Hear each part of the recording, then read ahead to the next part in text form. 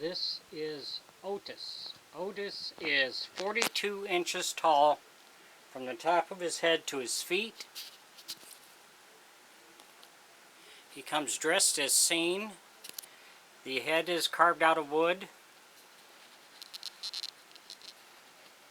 He just has slits for eyes.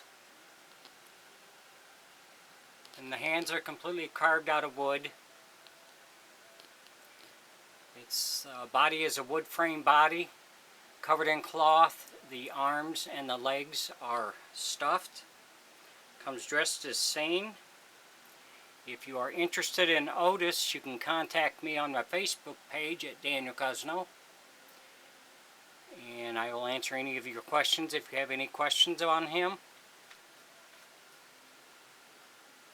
He has a ring lever, which is good for your finger or your thumb, whichever you prefer.